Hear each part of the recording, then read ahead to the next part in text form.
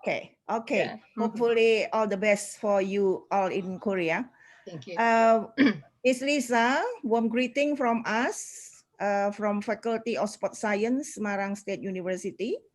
And on the behalf of the institution, I want to thank you for your kindness, for willing to take your valuable time to share your knowledge and experience as a part of a National Olympic Committee in Korea, South Korea, right?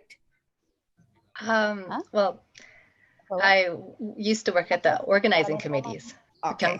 Right, yeah. Okay. Okay. Thank you so much. And for all of you, my students and all participants, please enjoy your good time in this webinar. They will be led by Mr. Billy. Thank you. Thank you.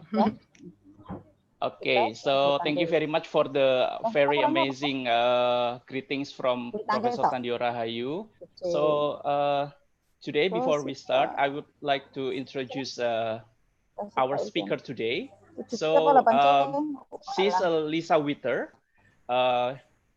She got her master's degree in global sports management in Seoul National University, same as me, and also got the Bachelor of Arts in Asian History in Seoul National University as well. She used to work as the communication manager in Asia Journalist Association, reporter in the ASEAN and Magazine and Seoul. She's also the English editor for Magazine and. She worked for the Pyeongchang Organizing Committee for 2018 Olympic and Paralympic Winter Games as a communication manager. She also the communications project director for the Tokyo Organizing Committee of the 2020 Olympic and Paralympic Games in Tokyo. Currently, she is working as the global communication teams in Korean Air.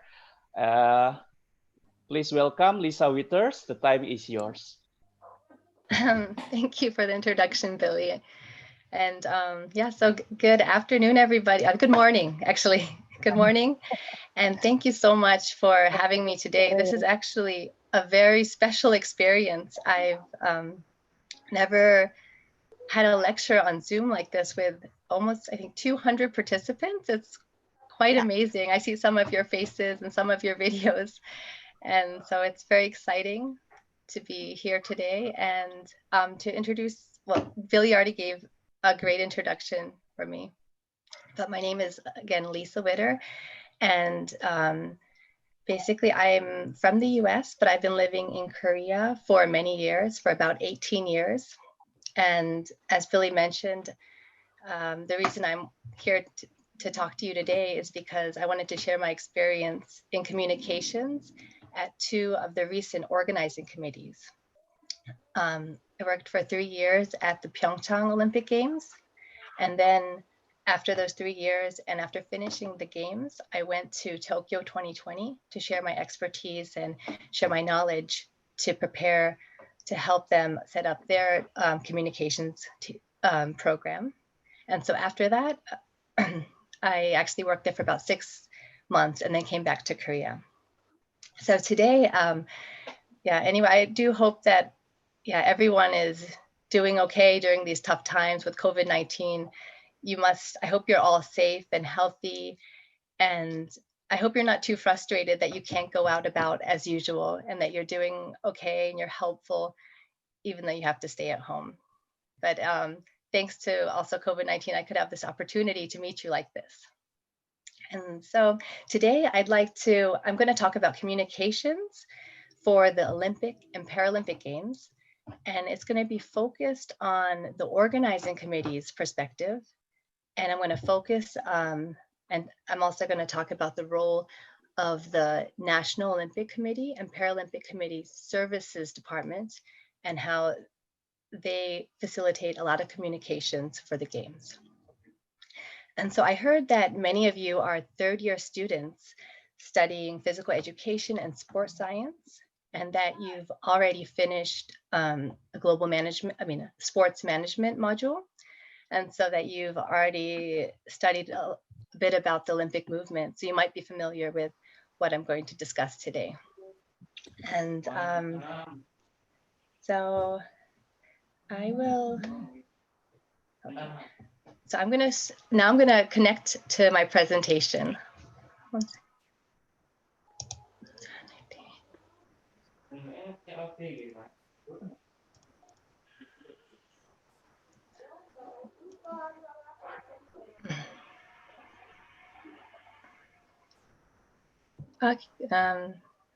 Can you see my screen? Yeah, we can see it clearly.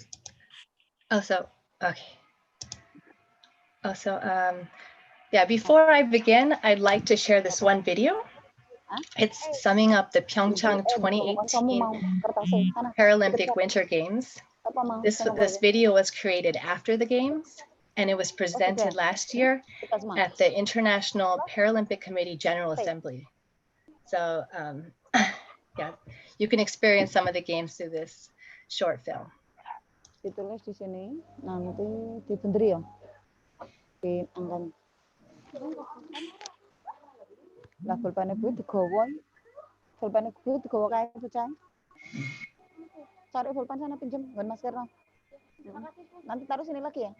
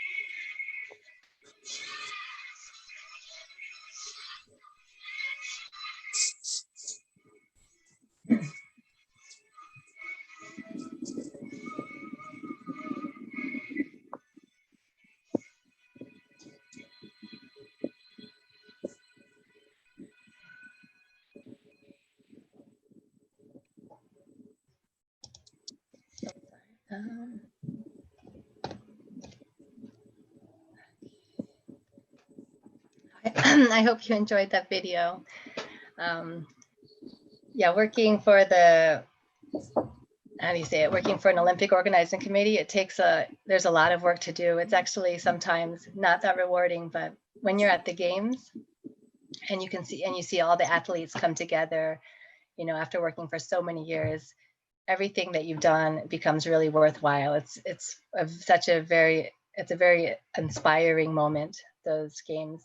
And yeah, I heard that some of you participated in the Asian Games, in the 2018 Asian Games in Jakarta. And yeah, I really recommend, if you ever have the opportunity to volunteer or just staff at an organizing committee, I think you'll have an amazing experience. Okay, moving on to my, my topic today. Here's an overview. So I'm going to first look at the Olympic movement structure, and then the types of communication that you can see in an Olympic and Paralympic Organizing Committee, OCOG, and the role of, oh, by the way, from now on, maybe you're very familiar with this, but the Olympic movement has a lot of acronyms.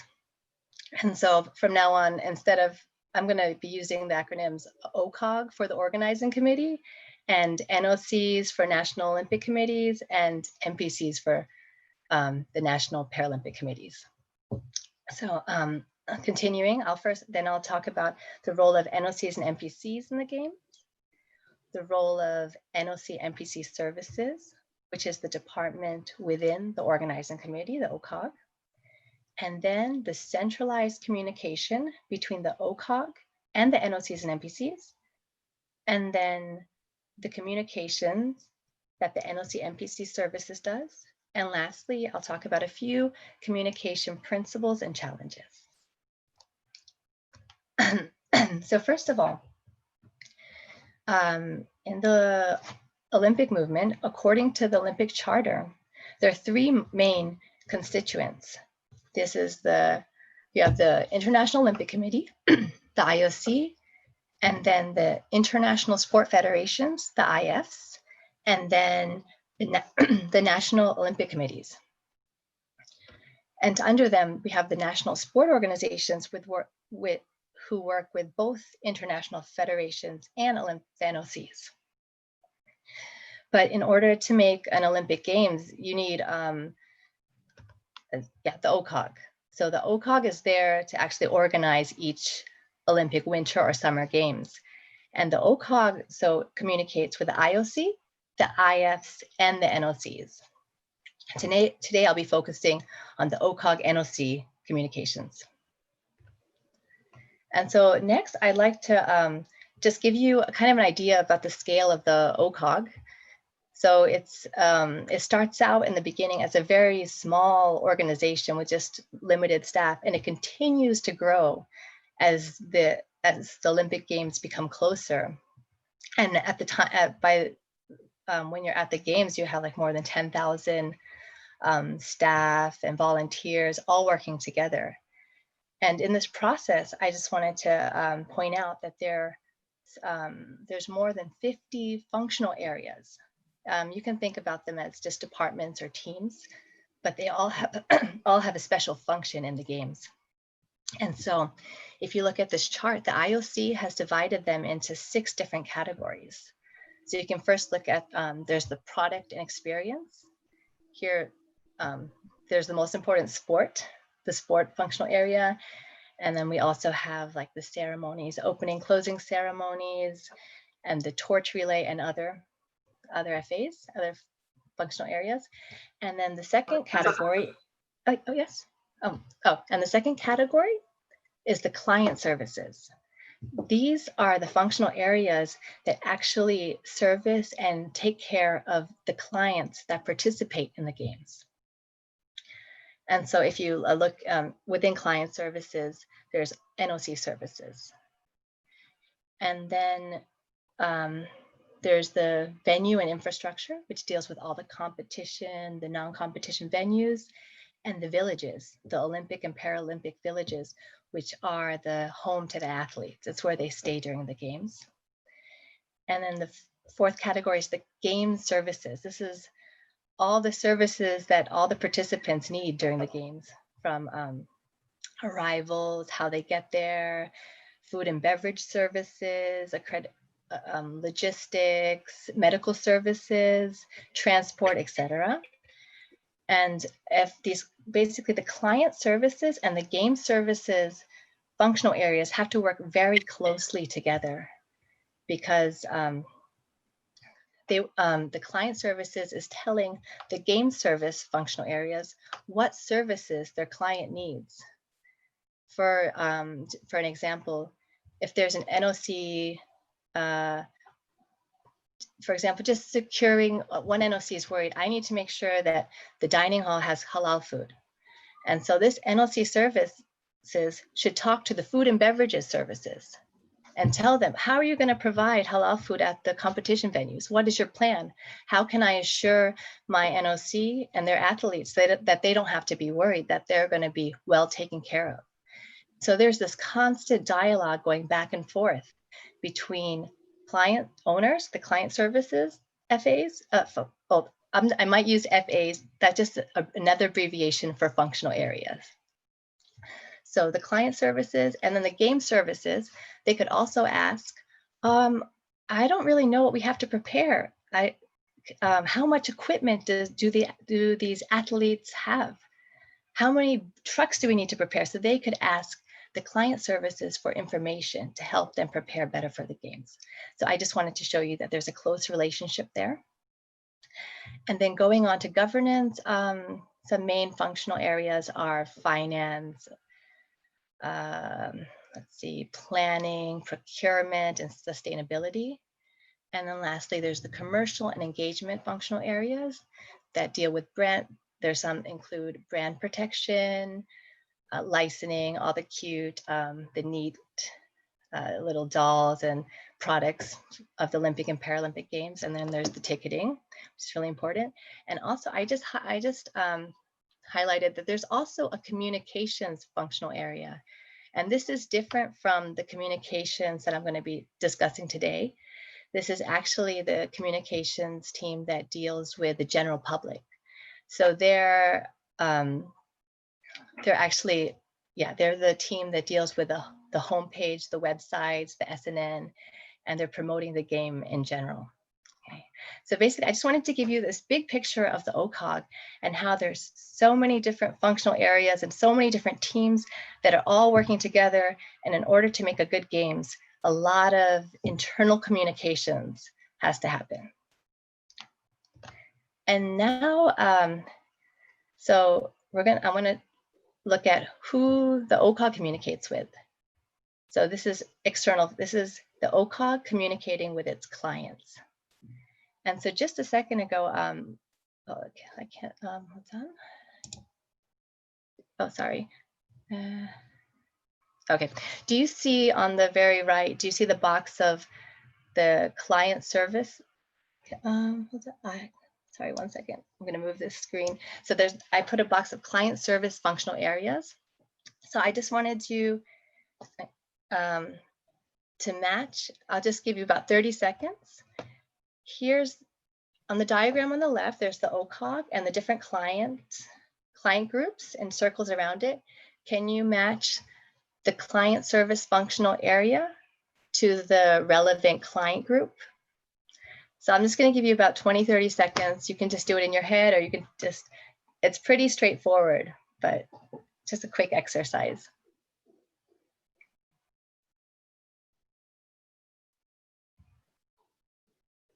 So I already gave you one. So for the IOC and MPC, this is usually the administration that helps prepare the games. And so the functional area working with them is the Olympic and Paralympic Family Services. And next is the NOCs and MPCs. So you probably, everyone knows this, but it's the NOC and MPC services is the functional area. For the international sport federations, the IFs, we have IF services. For media, there's two types of media. There's the press and the broadcasters. So we have broadcast services and press operations. And then for marketing partner services, workforce, including the volunteers, they'll be taken care of by people management. And then for the Olympic, Paralympic family and international dignitaries, we have again, Olympic, Paralympic family services. And then lastly, the general public, including spectators, we have a spectator experience. So I just wanted to give you this picture of how the OCOG is dealing with its different clients through its respective functional areas. And today we'll be focusing on NOC MPC services. So, I wanted to just emphasize the role of NOCs and MPCs during the games. They play such a huge role as they select and they enter athletes and team officials to the games. And not only that, during the games, they're taking care of all the athletes and team officials' needs, giving them all the information they need, dealing with any issues they have. And the NOCs and MPCs also accredit their press and their country's dignitaries to attend the games. So, for example, if the president of Indonesia, he wants to participate in the Tokyo 2020, Tokyo 2020 games next year, he would have to do this through your NOC. And then the NOCs also have the right to sell tickets to the Olympic Games within its territory. And another thing that NOCs have they also elect potential bid cities from their country. So if Indonesia is planning to bid for the future Olympic Games, the NOC would elect potential cities, whether it's Jakarta or another city, that would be possible bid cities for future Olympic Games. And then looking at NOC MPC, the role of NOC MPC services, this is the functional area, the department within the OCOG. This group represents NOCs and MPCs as a client group within the OCOG, and they assist the service providing functional areas. Like I mentioned, the transport, accommodation, food and beverages, etc., helps them develop their service levels and operations. The NOC MPC services department also provides official communications on behalf of the OCOG to NOCs and MPCs. And they also assist the NOCs and MPCs in their preparation for and operations during the Olympic and Paralympic Games to ensure that they can participate in the best possible technical and logistical conditions. So that's the main roles of the NOC MPC services department. And so this is the centralized communications policy, diagram. So we have the NOC MPC services, which is communicating everything on behalf of the OCOG to the NOC and MPCs. And in order to do this, it has to work very closely with all the functional areas. I put just a few very important ones to give you an idea, like sport, accreditation, transport, villages, medical services, food and beverage, etc. And so they're working together as one team within the OCOG, but the NOC and MPC services communicates everything with the NOC and MPCs. And like I mentioned, a few slides before, the NOC and MPCs also have to take care of a lot of people, a lot of clients for the games, such as the athletes and the team officials. They have to, who they communicate with through the national sport federations, and they also have to take care of these other client groups that you can see. And so I just wanted to give you a flow of how the information comes from the OCOG to the athletes. So you can see how the OCOG functional areas, they provide a lot of information, what their services are going to be, their operations, and the NOC MPC services department shares that with the NOC MPCs, who then gives that information to the national sport federations, who shares it with the team leaders and the coaches, who then finally inform the athletes of what they need to do, what they need to prepare for the games. So it's a long chain. And that's why it's very important that that communication is centralized. Okay, and then here are some benefits of this, of the centralized communications. First, for the OCOG, they're able to streamline their communication process with NOCs and NPCs and avoid duplication of efforts. So you don't have different departments saying different things and you doing the same work twice. And you can also avoid lots of miscommunication. And then the OCOG can also be presented as a professional, fully integrated organization. And it also allows the OCOG to have a centralized data bank of collective knowledge. And then for the NOCs, it's good because they're able to receive timely, consistent, and correct information when it's coming from one channel, not from various channels. And it also creates an equal platform for all NOCs and NPCs preparing for the games. They get all their information from one source. And it's also a one-stop service experience. And so now I want to just look a little into the actual NOC NPC services department and how it's structured. So there's I guess 5 basic teams here, and I would say that 3 of the teams are working to do the communications work. So first, you can see the NOC NPC communications team. This is where I've been working, so that's my expertise. This is the type of communication it's a one-way communication from the OCOG to the NOC and NPC. And so these are mass communications. We would send an email, publications, all at once to all NOCs at the same time. And we also have NOC and NPC relations teams. And within each team, there are different coordinators and managers, and each representative is assigned a certain number of NOCs and NPCs, and then they have a one-on-one relationship with that organization. And so the relations team deals with the two-way communications, the two-way personal one-on-one customized communications with their respective NOC and NPC. So when I look at NOC NPC services, these are the communications teams. And then we also have 2 other teams. There's the assistance program, and they deal with selecting, training, and assigning NOC and NPC assistants, which are volunteers, to each NOC and NPC for the games based on the NOC or NPC's delegation size. And then lastly, they're the services and services center. They're the teams that manage the services centers during the games, which is a center that the NOCs and NPCs go to get lots of information and help with anything they need. Okay. And so, yeah.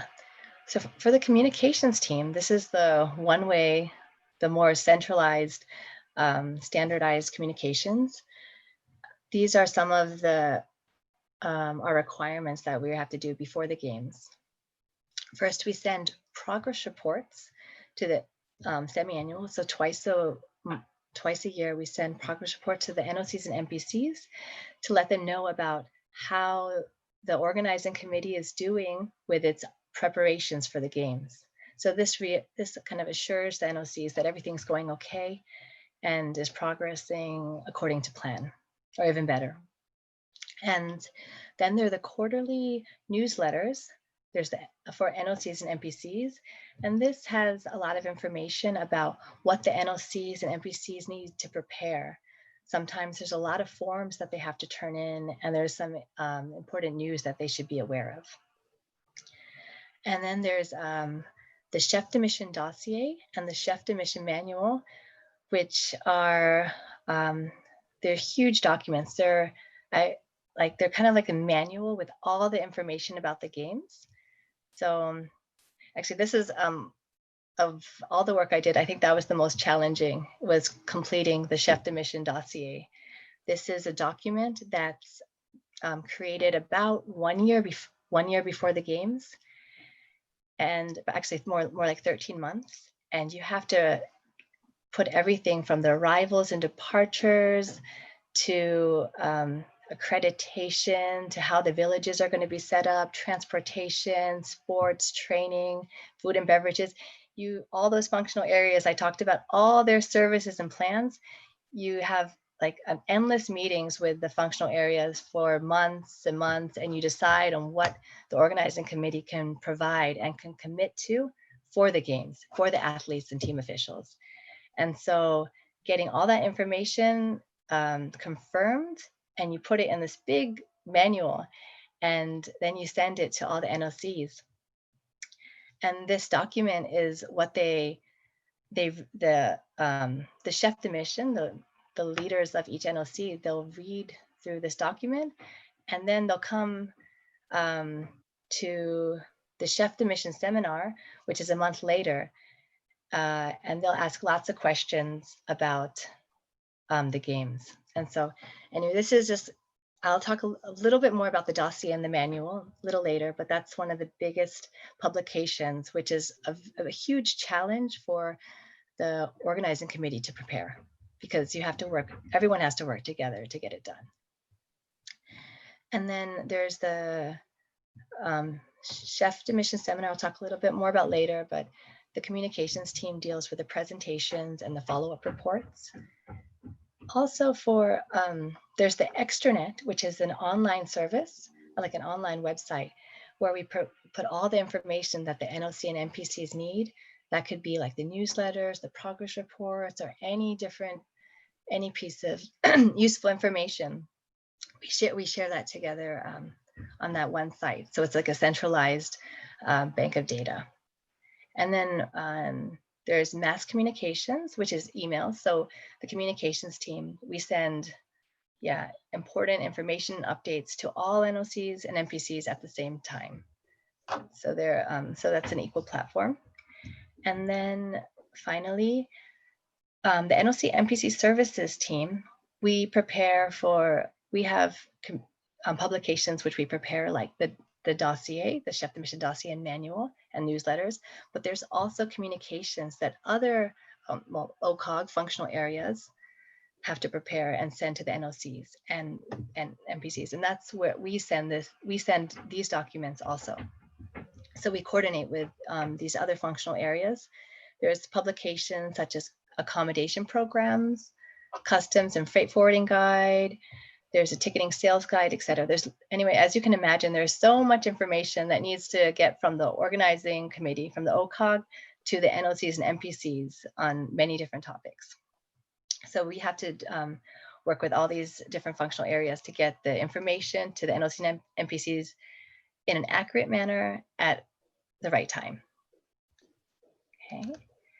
And then going back to the relations team, they are the team that really does the one-on-one communications, and they also do a lot of issue resolution. When you get closer to the games, the relations managers, they're talking with the NOCs and NPCs almost every day. They're making phone calls, emailing. They really create this very close relationship, and the relations managers work really hard to solve any issues that the NOC or NPCs are dealing with. And one of the roles that the relations do is also they host NOC NPC visits. So before the games, the NOCs and NPCs, they can come and visit the host city, whether Pyeongchang, Tokyo, or Rio, and then they can go see the venues. The relations team prepares venue tours, and they prepare meetings with all the different functional areas that the NOC or NPC wants to meet, whether it's accreditation, transportation, villages. They'll prepare a meeting, so the NOC and NPCs can better prepare for the games. And then the relations team also conducts pre-delegation registration meetings. These are a requirement of all NOCs and NPCs to prepare for the games and check how many athletes they're going to have and what services they need, etc. And then lastly, the NOC relations team also visits continental NOC NPC seminars and meetings, and they give presentations about the progress of the games. And so I touched upon these briefly, but these are the communication milestones, I would say, of the NOC NPC services department. First is the dossier, which, well, for example, the Pyeongchang games were in 2018. So like 13 months before the games, in December 2016, we had to finish the NOC chef de mission dossier.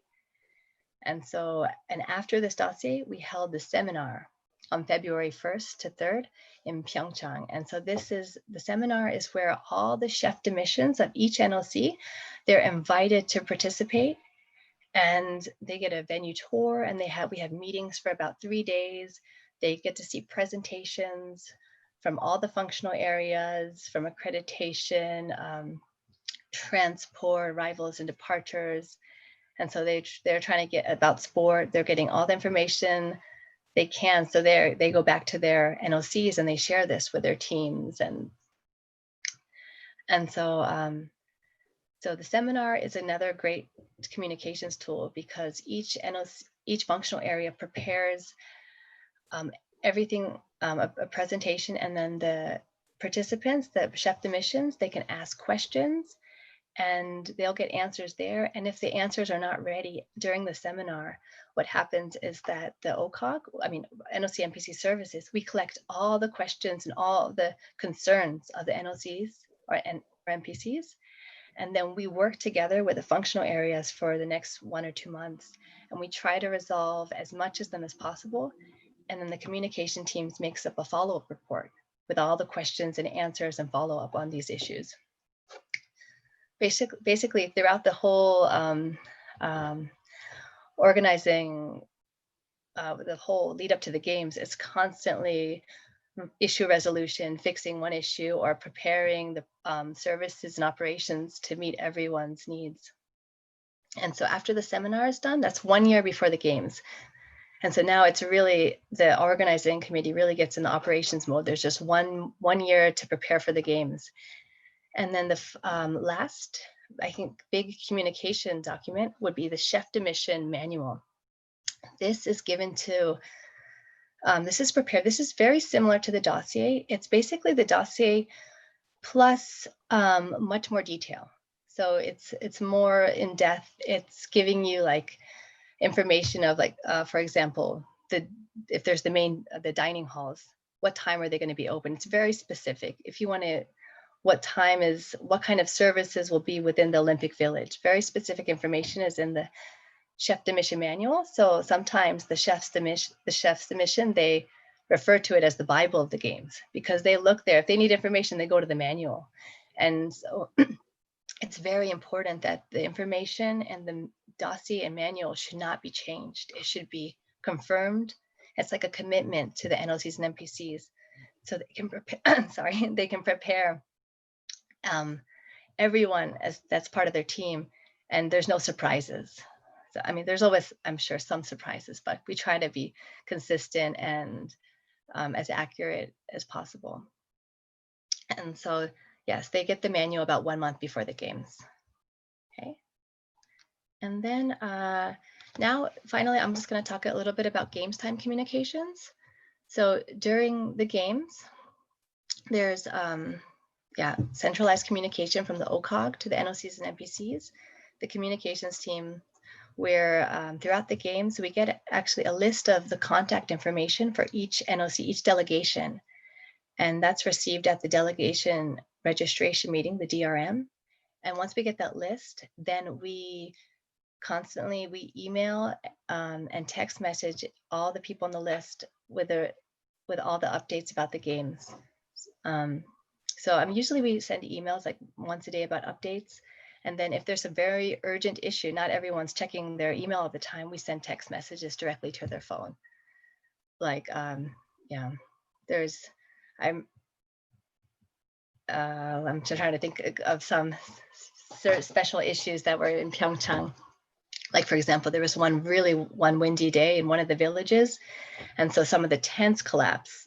So we had to send a text message telling people to avoid going to a certain village. So they're kind of like emergency text messages.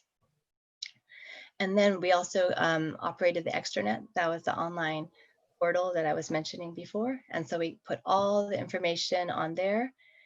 And yeah, so the next part of Games Time Communications is the chef de mission meetings. And these are, you can see the picture on the right. That's one of the chef de mission meeting when the IOC participated in. And basically this is a daily meeting. It happens early in the morning, usually around 7:30. And all the chef de missions, they come together, and this is where the OCOG makes key announcements and briefings. And the chef de mission, they ask questions and they raise issues for resolution. So this is I would say a two-way communication, two-way meeting. So it's actually really vital, because that's when a lot of issues got resolved. The chef de mission would raise concerns about an issue, and then the OCOG would find a way how to fix it. And so that they were very effective. And so for the communications team, we would sit in the back. That's my colleague, and we're taking notes. We help prepare the presentations, and then we take notes of all the questions and answers, and then we contact the functional areas, and we work to resolve many of these issues, and then we send a report to all the chef de missions on the same day. And finally, also, and during the games time, the relations team, they're working with the NOCs on a one-to-one basis. They have their designated NOCs, and they're working to resolve any issues, because not everything is, some issues are very customized or very personalized to a certain NOC. And so we have the communications team and the relations team are continuing their work of communications, not only before the games, but throughout the games. And here are some principles that we try to abide by. It's really important to give all the NOCs and NPCs timely information, and make sure it's accurate. It can cause a lot of problems, as you can imagine, if we don't, information isn't accurate. And then we try to make everything as clear as possible to avoid any miscommunication. And then the NOC NPC services, we're communicating with NOCs and NPCs, but then, as I mentioned before, there's the press services or press operations, and they're communicating information to the press. Or there's the International Sport Federation services. They're giving information to the international federations, who also talk to the national sport federations. So if you can see that sometimes if we have to be very careful that each functional area is giving the same message, the same information to everyone at a similar time. Otherwise, sometimes we get complaints. Why did I get this information from somebody else other than you? That's what I meant by alignment. And finally, I just, here are some communication challenges that are inevitable. Like I just mentioned, messages and information should be shared with clients. They should be aligned in terms of information and time. We should be giving the same level of information at the same time to our respective clients. And then, as you can imagine, the OCOG is such a huge organization, and not only is there a lot of people, there are a lot of people with different backgrounds. Usually in an OCOG, a lot of the staff, they're from the government, the local government, some from the central government, some from the marketing partners, the sponsors, and then we have just some from the local NOCs, NPCs. You have so many different people with different backgrounds working in this huge organization to make this big event. So yeah, miscommunication is often inevitable, but when we keep checking, double checking, and keep building up relationships and keep talking to our colleagues, we inevitably, we can resolve many of these challenges and miscommunications. And so, it's one thing that we all learned is it's really important to have good relations with your colleagues, even though it's not always easy. And one other challenge is that service levels and, the plans, operations, they sometimes change at the last minute. And that can be, often it's because of a lack of budget. So they can't provide as much as they plan to provide.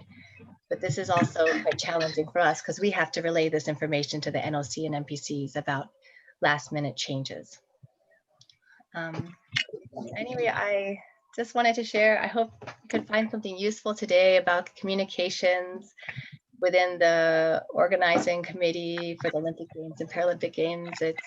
I know it's a lot of information to ingest, and there's just so many parties involved, so many processes involved. So I hope I didn't confuse you too much. I wanted to make it as simple as possible and trying to give you a big picture.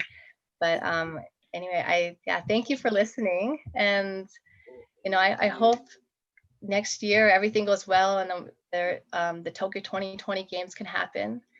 I know there's some challenges because of COVID-19, but hopefully, with this Olympic movement and these great games can continue.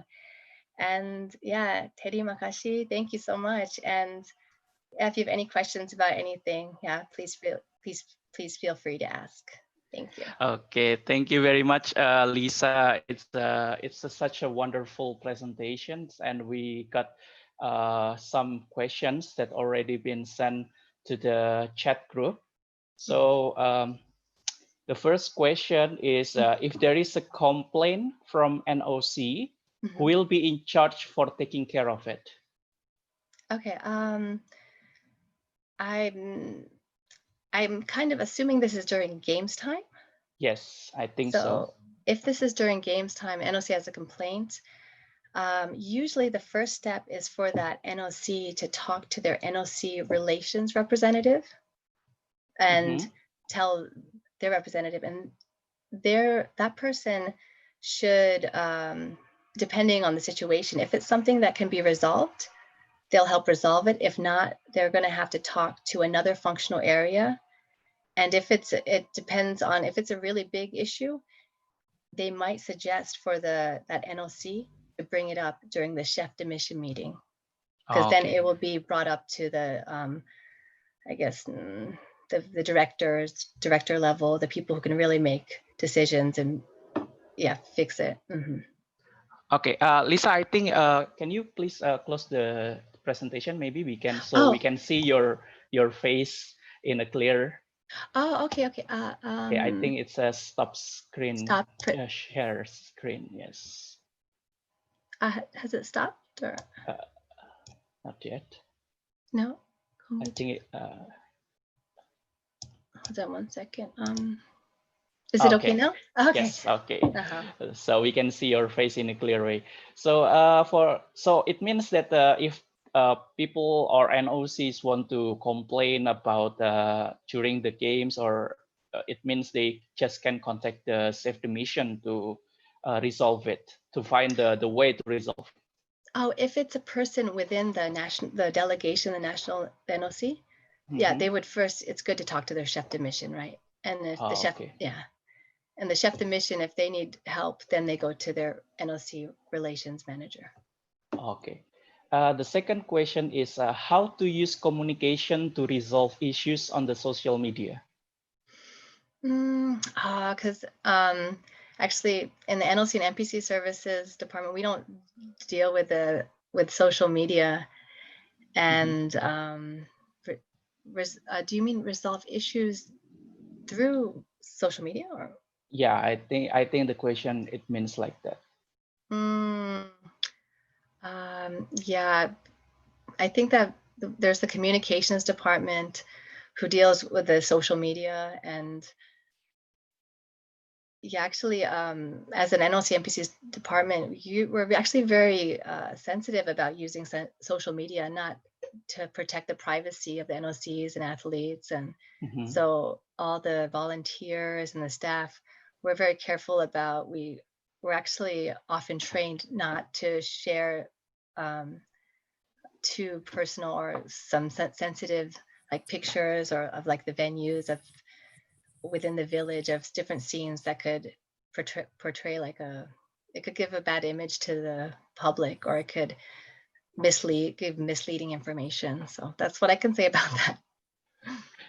But usually, if during the games, like a lot of athletes using social media to like posting and many things, is there any some issues? Maybe it ever happened during during the games? Maybe they are misinformation about what the people, what the athletes thinking, and what is already provided by the Olympic committees.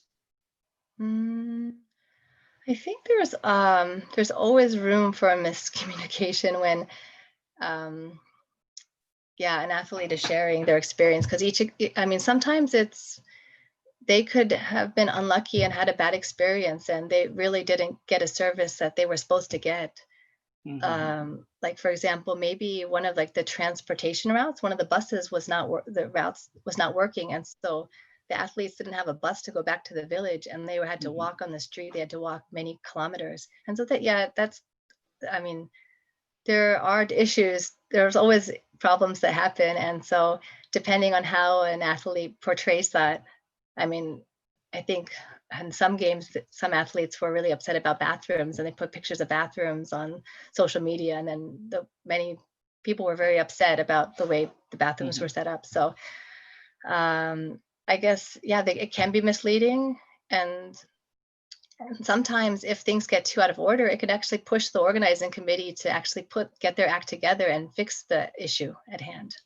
So it means like the organizing committee will work together to communicate what is actually happened and how to resolve the issues. Okay. So Okay. So the next question is, what is the most difficult service that committee needs to provide to the NOC during Olympic? The most difficult service.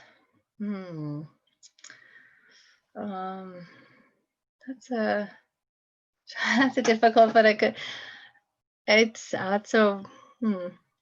trying maybe to think. based on your experience, usually usually on OC is asking many things for their convenience in the Olympic Village or many things. Usually for the Olympic villages, the standard, there's a pretty set standard of services, but usually NOCs and NPCs, they want the best spot within the village. So there's that whole process of working and negotiating for their preferred, like for example, there's a lot of buildings. One building might be closer to the dining area, one might be in a more quieter area. So there's a lot of that's one thing that NOC and NPCs are very concerned with, their allotment within the village.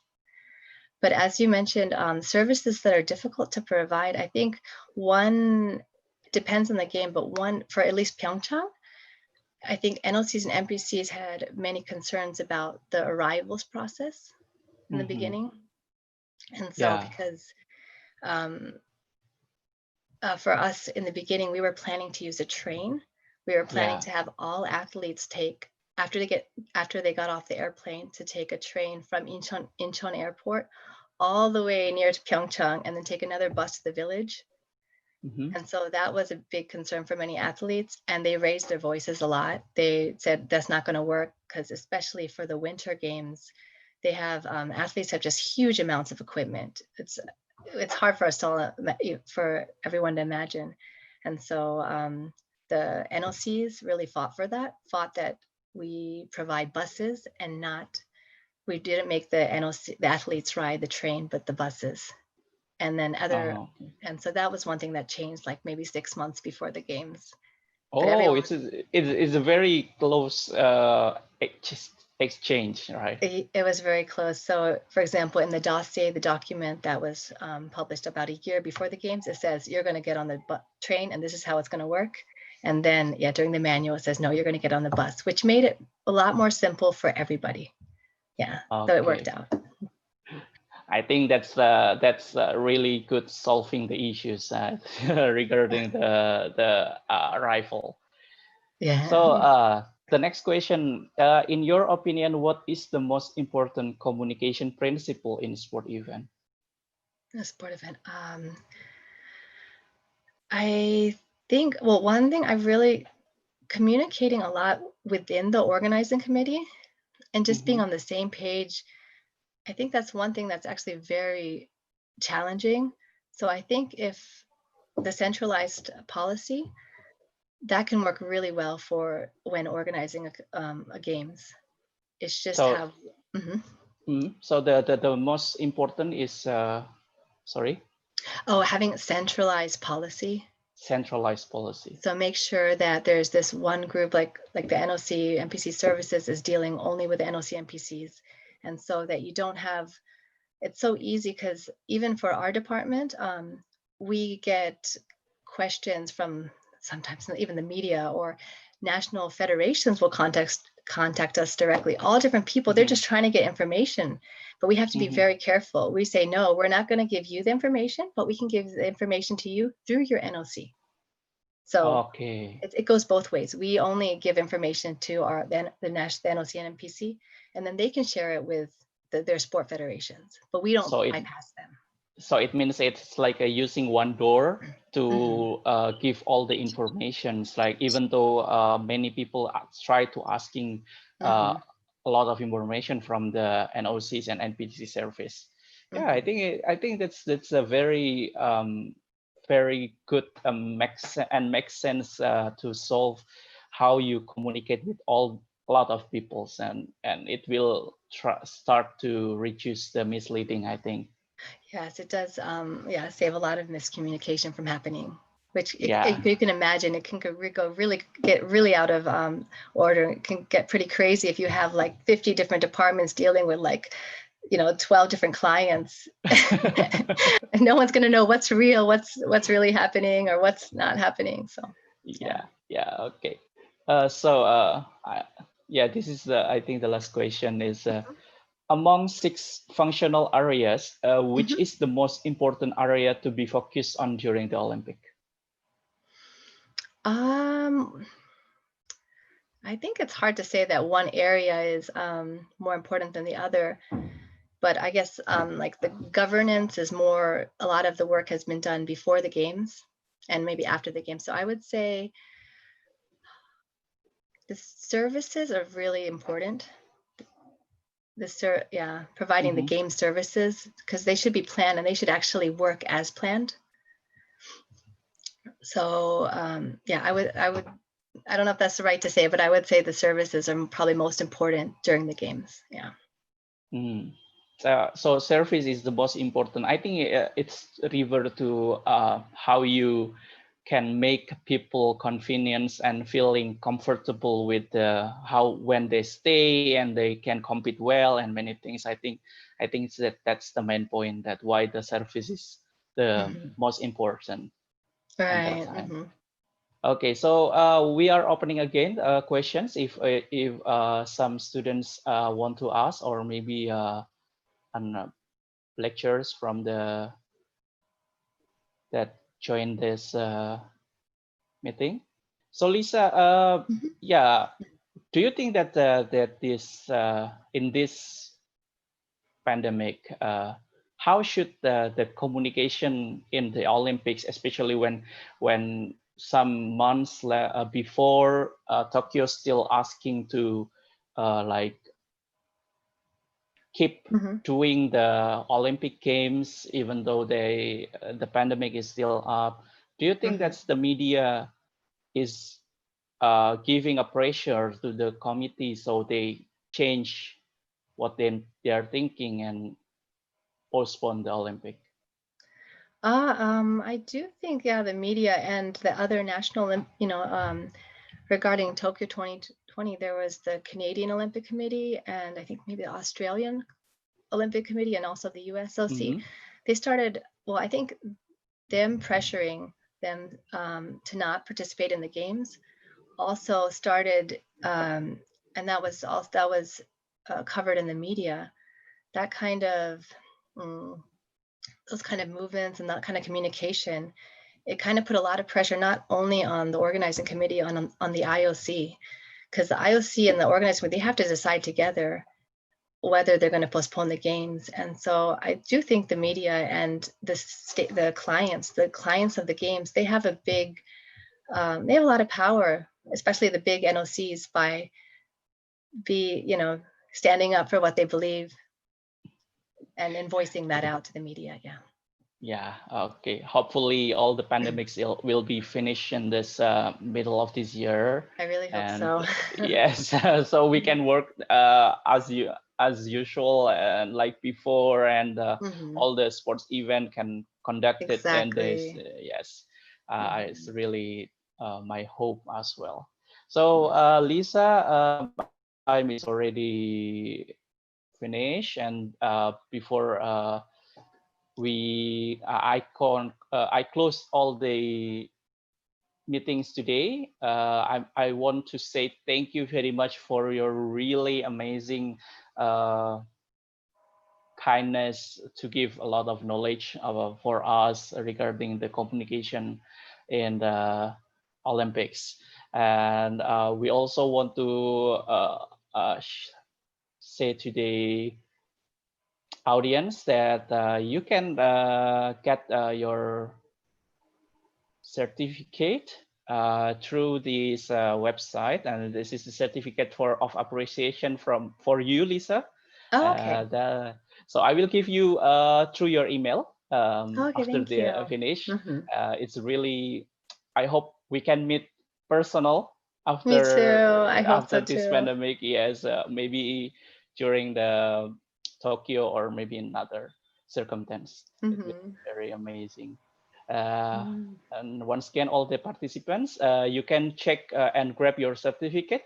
Please register on this link, and it's only provide for 60 minutes. And after this webinar is over, so please check and also fill all the requirement to get your certificate. Professor Tandio, are you still in there? Okay, I think our lead is have something and have another things to do.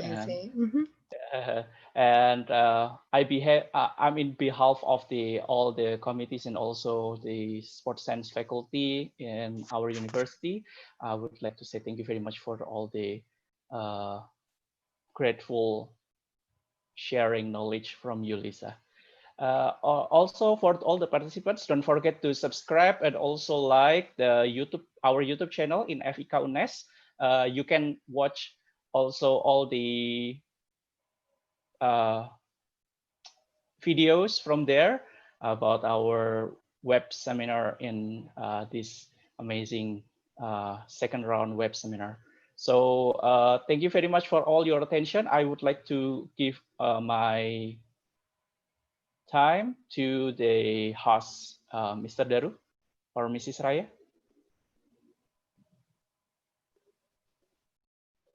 Mr. Daru? Yes. Yes. So Yep. it's ada lagi mungkin? Mas, ISP. Oh yeah. For all the participants and Lisa, we will conduct it international seminar. If you are interested to join, please come to the our link in ISP. Maybe please, yes, this you can submit your paper for all the participants and also joining our conference through the Zoom. We are discussing about the strengthening disease prevention through health education and physical activity for sustainable and equitable health development. It will be conducted on 23rd of July in this year in Semarang. It's also have joined with the EAI and also Scopus. For more information, please come to our website in isphe.unes.ac.ad. So that's all, I think. Thank you very much for all the kindness and also for all the knowledge. Once again, Lisa, thank you very much. And thank you very much for all the audience. I'm Billy as your moderator. Thank you very much, and see you on the next classes. Thank you so much. Thank you so much for having Thank me. you. Bye-bye, Lisa. Bye.